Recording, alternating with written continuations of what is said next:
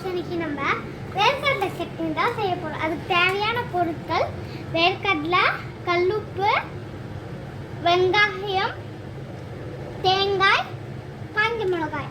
First நம்ம வேர்க்கடலையே போட்டுக்கலாம். தேவையான அளவுக்கு வேர்க்கடலை, தேவையான அளவுக்கு காஞ்ச மிளகாய், தேவையான அளவுக்கு தேங்காய், தேவையான அளவுக்கு வெங்காயம், தேவையான அளவுக்கு உப்பு. இதெல்லாம் கொஞ்சம் மாற்றிக்கலாம். அப்படி தான் அவசரம் செய்யணும். எதுவுமே பார்க்கலாம். நான் வந்து உங்களுக்கு வெங்காயம் வதக்கி வைக்கணும். அந்த காய்ச்சி அதை வதக்கிடும். ஐயோ தண்ணி காமிக்கிறேன். அப்புறம் கொஞ்சம் அழுத்ததுக்கப்புறமா உங்களுக்கு தேவையான அளவுக்கு தண்ணி சேர்த்துக்கணும். இப்போ நான் ஸ்டார்ட் பண்ணுறேன்.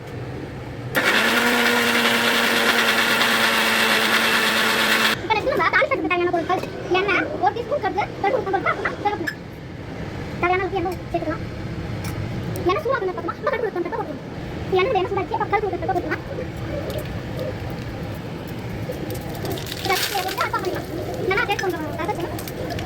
ஒரு டிப்ஸ் சொல்லவா? நீங்க கடுகு உளுத்தம் பருப்பு ஆனதுக்கு முன்னாடியே ஊத்திட்டீங்கன்னா சட்னி கட்டி ஆயிடும். அதுவே அது ஆனதுக்கு அப்புறம் நீங்க ஊத்துனீங்கன்னா சட்னி லிக்விடா இருக்கும்.